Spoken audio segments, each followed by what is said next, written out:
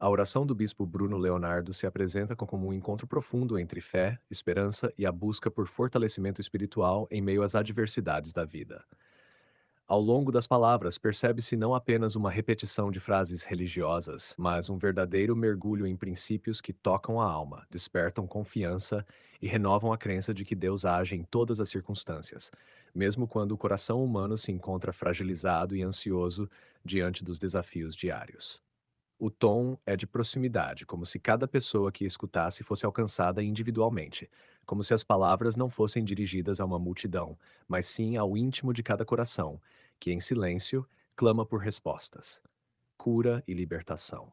Esse é o ponto central: traduzir a oração em uma experiência viva, onde o céu se aproxima da terra e onde a fé se torna ponte entre as limitações humanas e a infinitude de Deus. No desenvolvimento dessa oração, o bispo transmite a convicção de que não importa quão pesada seja a carga, nem quão impossível pareça a situação enfrentada, Deus continua no controle. As lágrimas derramadas, as noites insones, os momentos de angústia e até as dúvidas que surgem quando a fé parece balançar, tudo isso é colocado diante de Deus, com a certeza de que Ele transforma dor em vitória, humilhação em honra e deserto em lugar de crescimento espiritual. O fiel é lembrado de que não está sozinho, de que existe uma mão invisível sustentando seus passos, mesmo quando o caminho parece desmoronar. Esse encorajamento ganha força porque é transmitido não como uma promessa vaga, mas como uma afirmação respaldada em exemplos bíblicos e na experiência de que a fé tem o poder de mudar destinos. Outro aspecto marcante é a maneira como a oração conduz o coração do ouvinte para um estado de rendição. Não se trata apenas de pedir bênçãos, mas de abrir o coração para reconhecer que há um propósito maior em cada acontecimento. O sofrimento não é ignorado, mas ressignificado. As perdas não são vistas como derrotas, mas como etapas de um processo que prepara o cristão para algo melhor. Assim, a oração se torna não apenas um clamor, mas também um convite à transformação interior. Ao se aproximar de Deus, o fiel aprende a enxergar além da dor, a acreditar que sua história não termina no momento de angústia, mas se prolonga até a concretização da promessa. É nesse ponto que a espiritualidade é alimentada, na certeza de que a oração não apenas consola, mas também move o sobrenatural. Dentro da narrativa, um tema recorrente é a confiança no tempo de Deus. Muitas vezes o ser humano se desespera porque não vê resultados imediatos, mas a oração traz à memória que os planos divinos são perfeitos, feitos, e que cada porta fechada pode, na realidade, ser uma proteção contra algo que traria prejuízo. O que aos olhos humanos parece demora, na verdade, é o cuidado de Deus lapidando o futuro, ajustando detalhes e preparando bênçãos maiores do que aquelas que foram inicialmente pedidas. A paciência, portanto, não é passividade, mas uma postura ativa de fé, de quem acredita que o invisível já está sendo operado. Esse ensinamento, tão repetido de forma simples, encontra eco no coração, porque traduz uma verdade que todos, em algum momento, necessitam ouvir: esperar em Deus nunca é tempo perdido. A oração também se volta para a realidade das lutas espirituais. Muitas das dificuldades que o fiel enfrenta não são apenas naturais, mas também ataques que buscam enfraquecer a fé, gerar desânimo e afastar da presença divina. O bispo, ao conduzir o clamor, declara palavras de autoridade espiritual como se estivesse conduzindo uma batalha invisível. Esse ato fortalece a confiança do ouvinte, que se sente protegido e revestido pela presença de Deus. É como se cada frase tivesse o poder de acender novamente a chama da fé adormecida, de revigorar o espírito cansado e de abrir os olhos para perceber que não se está sozinho no campo de batalha. Deus é apresentado não apenas como um observador distante, mas como um guerreiro que luta em favor dos seus filhos. Na dimensão prática, a oração traz esperança para áreas específicas da vida, como saúde, família, vida financeira e relacionamentos. O fiel é lembrado de que Deus é capaz de restaurar lares destruídos, curar enfermidades consideradas incuráveis e abrir caminhos profissionais quando todas as portas parecem fechadas. Mais do que generalizações, o discurso é carregado de exemplos que aproximam o espiritual do cotidiano. Assim, aquele que escuta a oração pode facilmente se identificar, perceber que suas próprias dores estão sendo reconhecidas e que existe uma promessa que vai além do impossível humano.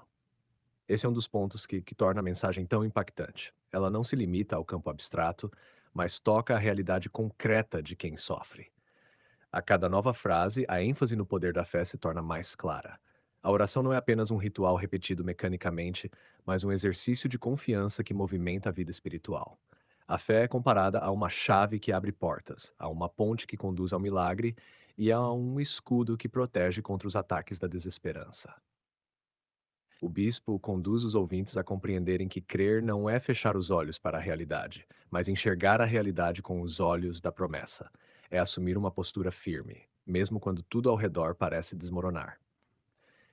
Essa perspectiva é encorajadora porque ensina que a fé não depende de sentimentos passageiros, mas da convicção em um Deus que não falha. Outro ponto relevante é o apelo à gratidão. Muitas vezes, em meio às dificuldades, o coração humano se prende apenas às faltas, esquecendo-se de reconhecer as bênçãos já recebidas. A oração, portanto, conduz o fiel a relembrar o que já foi conquistado, a agradecer pelo fôlego de vida, pela família, pelo sustento diário e até pelas provações que se tornaram aprendizado. Essa prática de gratidão não é apenas simbólica, mas terapêutica, pois muda o foco do olhar. Em vez de concentrar-se apenas no que ainda não aconteceu, a pessoa aprende a valorizar o que já possui.